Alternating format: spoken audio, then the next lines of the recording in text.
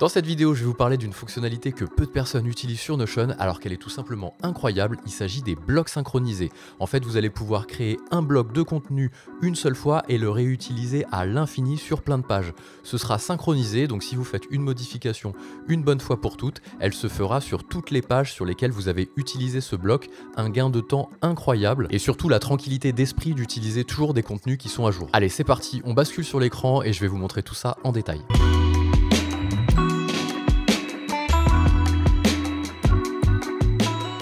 Je vous montre un exemple avant de commencer. Ici, j'ai fait une page de vente classique sur Notion où je propose par exemple mes services de coaching.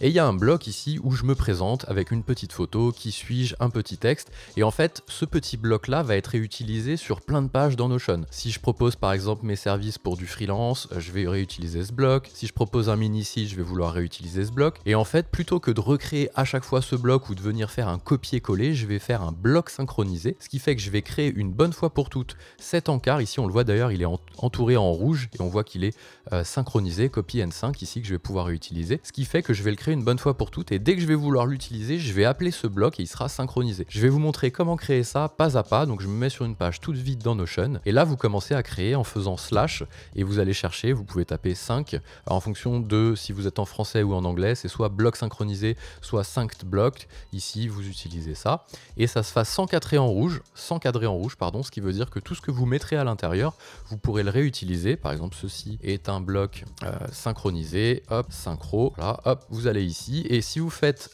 copy ici N5, vous allez pouvoir utiliser ce bloc. Bon là, il est dégueulasse, hein, c'est juste une page de texte, mais allez-y, mettez du design, mettez des photos, voilà, poussez un petit peu le truc. Je vais pas vous expliquer comment utiliser Notion ici, c'est pas le but, je vous parle juste des blocs synchronisés.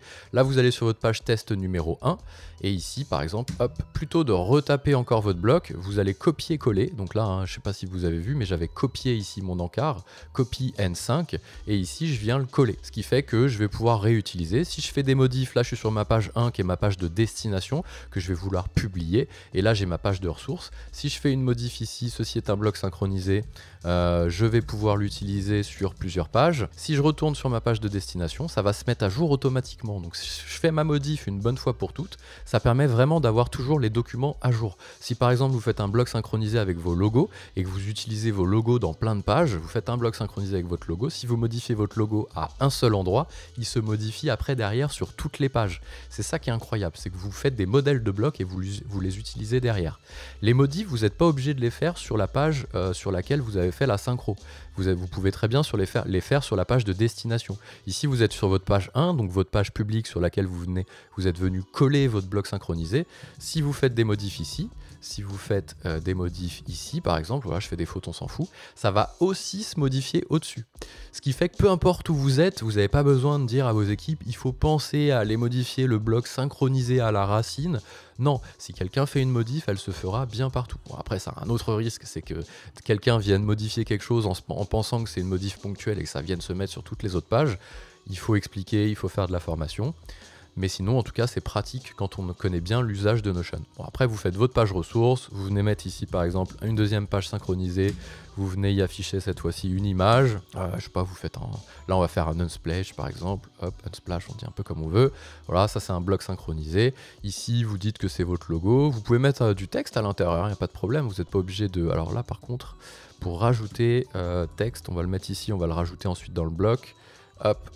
Hop, vous le mettez là, vous dites que c'est un bloc de texte numéro 2 en termes de titre, voilà.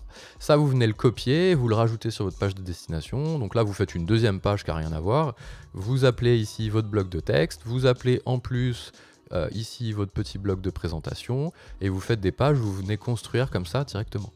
Ce qui fait que vous construisez, ça peut vous donner un résultat, par exemple là sur mon coaching, où j'ai fait un bloc synchronisé avec ma présentation, un bloc synchronisé avec mes sessions de coaching d'une demi-heure, et je crois que c'est tout en termes de blocs synchronisés, c'est déjà pas mal. Et sur une deuxième page projet, cette fois-ci je propose plutôt en freelance, j'ai un bloc synchronisé avec ma présentation, un bloc synchronisé avec un formulaire Tally. Les blocs synchronisés dans Notion, c'est incroyable pour gagner du temps, être sûr d'avoir toujours le contenu à jour. Si vous avez quelqu'un qui s'occupe de maintenir le contenu, il a qu'à maintenir la page ressources que l'on a vue et ça va venir se répercuter sur toutes les pages, les sous-pages sur lesquelles vous avez utilisé les blocs. Et franchement, c'est un gain de temps et de qualité incroyable. Si cette vidéo vous a plu, n'hésitez pas à mettre un petit like. Si vous avez des questions sur Notion, ça se passe en commentaire. Et puis si ces vidéos vous plaisent, n'hésitez pas aussi à vous abonner sur cette chaîne. On parle du meilleur de la tech pour les entreprises.